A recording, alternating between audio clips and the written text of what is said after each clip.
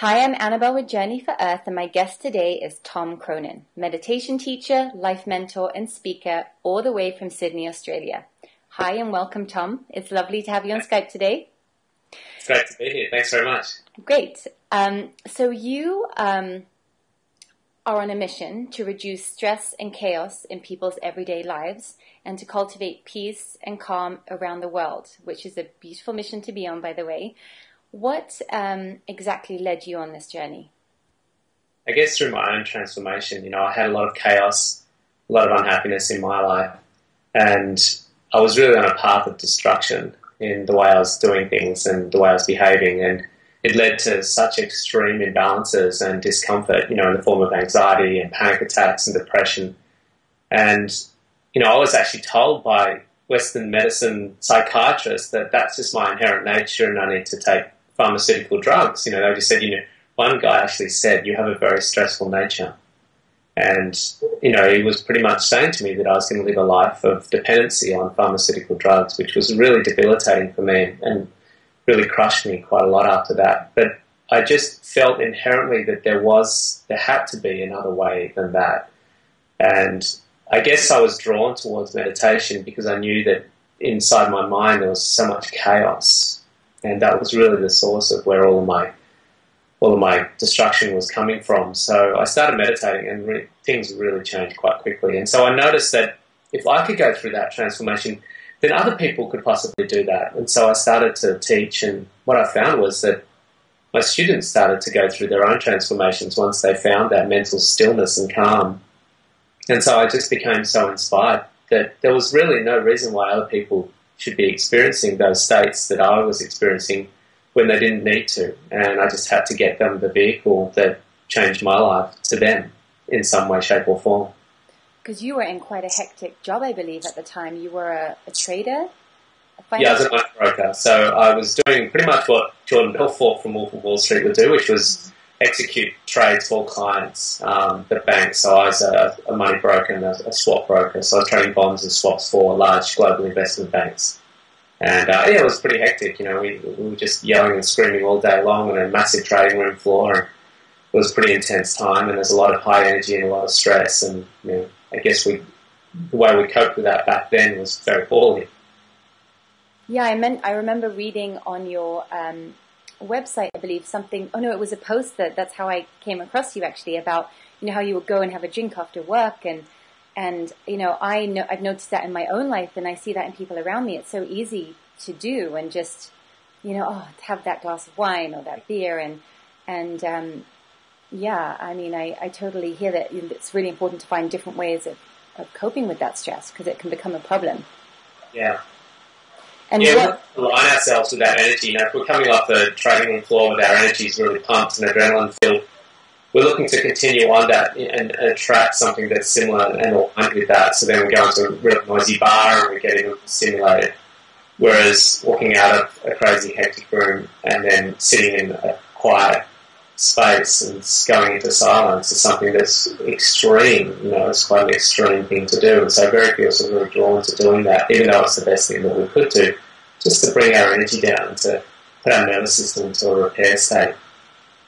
I guess the easiest thing for us to do for a lot of people, in our mindset and the program that we have is to grab that glass of wine or that beer, because they're seeking the same thing. Mm-hmm. Seeking to calm themselves down and that was an intense day. Give me some wine. Yeah. It's not having a lasting impact on them, that's all. And what are some of the other shifts and changes that can occur in one's life after meditating consistently for a while?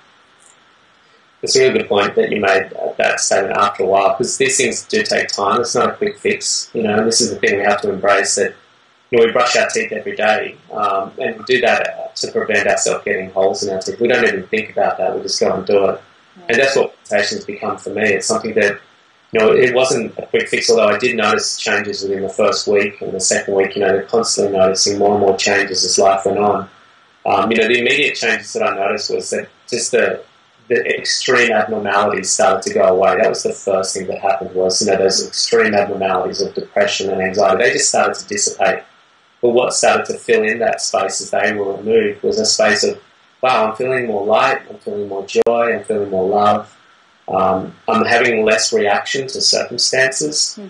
You know, circumstances normally pull you in and you have a reactive response to that situation. And I just didn't have as many reactive sort of responses to those situations. I could sort of move through them a lot more effortlessly. So that were the main things that I started to notice. And then you get more esoteric things where you start to access regions of consciousness within your mind that you didn't know were there. You started to intuit and cognize things from a source beyond the mere intellect, but from this sort of place of pure consciousness in your meditation.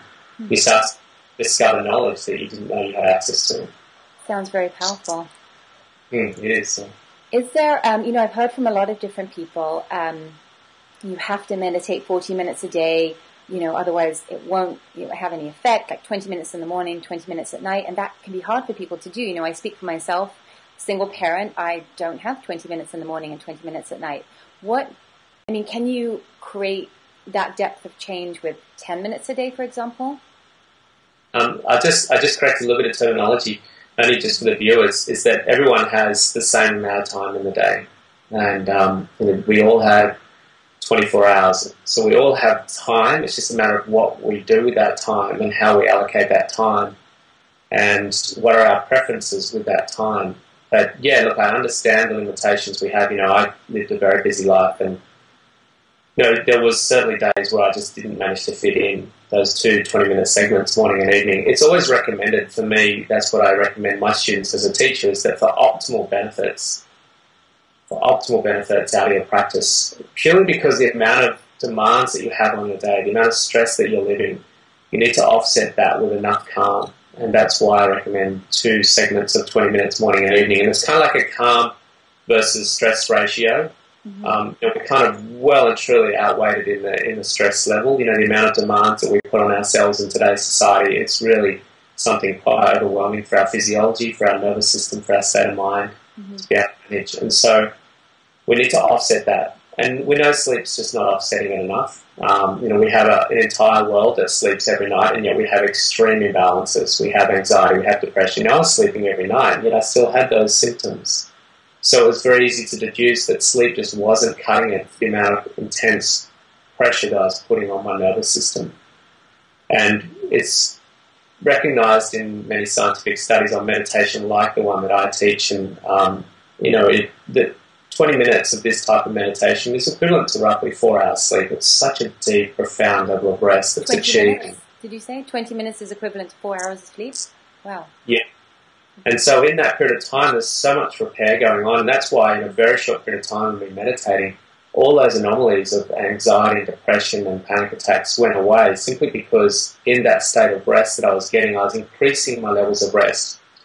And by increasing my levels of rest through the meditation practice, my body was restoring balance a lot more quickly. And so I could start to offset those extreme imbalances that I had in my body based upon the huge levels of demand that I was putting on my system. And, that said, if you can't get 20 minutes morning and evening, then that's okay as well. Even any level of increase in your rest state. And that's not about going to a bar and having a glass of wine. It's about stilling the mind and putting your nervous system in such a state of repair in that deep level of rest. So, if you can get into it within 10 minutes, 5 minutes, then that's brilliant. It is going to be a lot harder to slow your nervous system down, slow your mind down in a 5-minute period to the point that your physiology is going to get in a deep enough state of rest to actually activate that intelligence within the body to heal itself. And that's why we sort of recommend, around 20 minutes is a sufficient amount of time, but 10 minutes, 5 minutes, it's kind of getting a little bit short on, you'll definitely get some calm out of that, and that's very restorative anyway. Going to get into that transcendent state? Possibly not. It's the transcendent state where the mind becomes still as the mind's gone beyond the thinking level, and it takes you a little bit of time to get in there using your mantras or stillness sounds.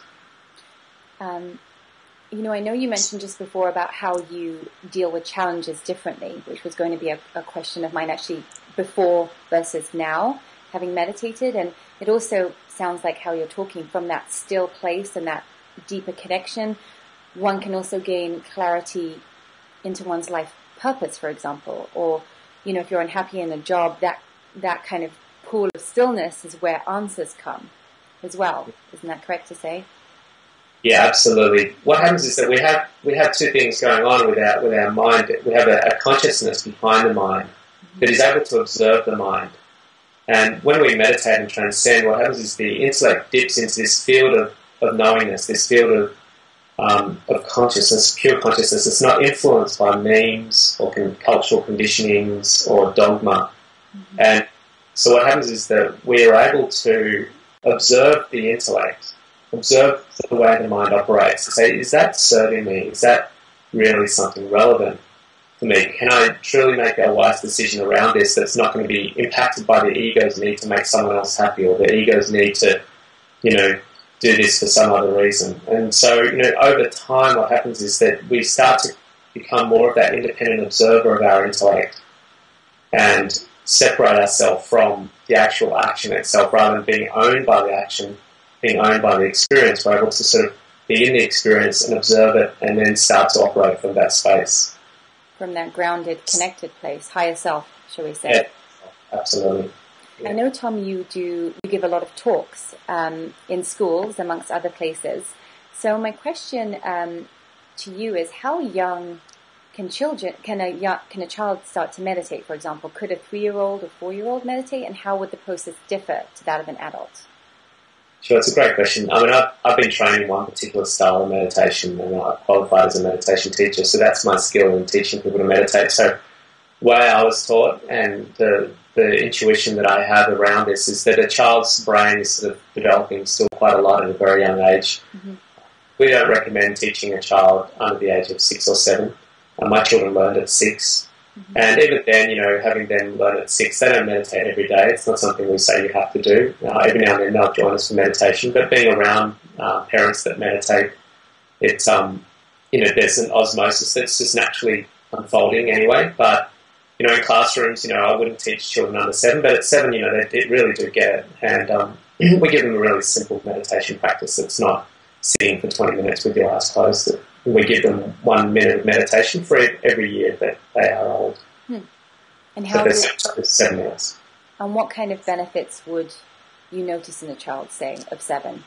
They would just they'd just be a bit more calm, a bit more restful, just a little bit more focused. Children's minds get very scattered, and they're constantly, finding it hard to sort of focus. So they're just a little bit more settled. And we don't want to. We let them sort of live their life very organically, let them discover things very simply, but it just helps them, in that reactive emotional state. Mm-hmm. Let them have a little bit more empowerment around their responses.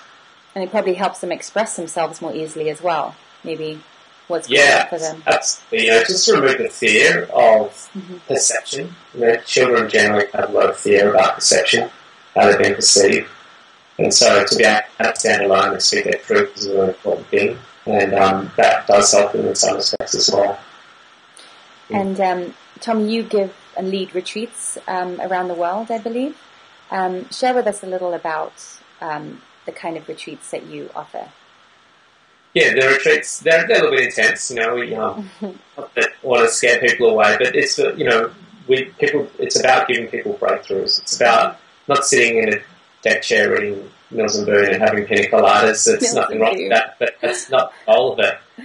So we put them on a rounding, it's called rounding, and what it is, it's a series, a 4-limb sequence really of specific yoga asana, very simple, gentle yoga asana that's a preparation for meditation, and that takes about 20 minutes. And then there's pranayama, which is an alternate breathing technique through alternate nostrils, and they'll do that for about 4 to 5 minutes. Mm-hmm. And we'll meditate for 20 minutes, and then do shavasana, which is lying down, for 10 minutes. And one round takes about an hour, and they'll do a series of rounds each day. And that's a really powerful sequence that helps unlock all those sort of stored anomalies that are looking to be released. And it's about, enlightenment's not about getting something that you're not. It's about removing that you think you are, but you're not. So that it's inherently within you gets to be revealed, and it's all within each and every one of us. Every one of us is enlightened at our core.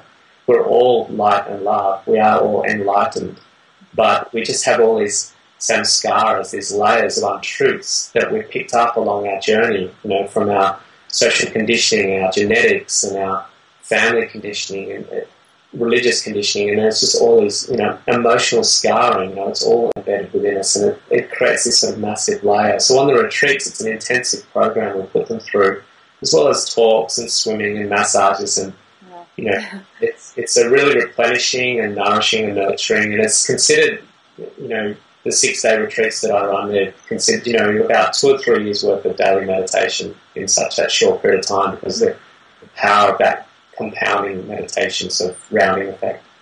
It really peels away the layers of what's holding us back. Yeah, and we create a really beautiful, nurturing space, for them. I've got a wonderful assistant who's just an amazing woman, and we really sort of make sure that each person feels really secure and safe and comfortable in that environment to really go deep into themselves and really allow that vulnerability to come through. It's a really powerful space. That sounds like a beautiful journey that people go on. Yeah. Like to say, we have a very large project coming up, and it's the world's largest meditation event, and it's coming up in June, and we're inviting people all over the world. We'll be having close to 1 million people joining in for the first ever live meditation experience, and they can join that at stillnessproject.com. Wonderful. And, what's the date? What date is it? June the 5th, the process starts, and there'll be lots of wonderful knowledge around meditation that they'll be able to receive for free. And they'll have, after that, this live event, which is the world's largest meditation experience. And it's the first time it's been done. We've done a good hangout. And it's going to be really beautiful to have people from all over the world actively meditating at the one time, a live experience. It's going to be very, very powerful. And they can find out more about that at stillnessproject.com. Not the Stillness Project, just Stillness Project. Stillness Project, yeah. Okay, beautiful. Thank you for sharing that, Tom. And for all of you watching, if you'd like to know more about Tom's inspiring work, please go to his website, tomcronin.com, where you can learn about his retreats and talks he gives, or set up a meditation session with him. Thank you so much, Tom. Pleasure.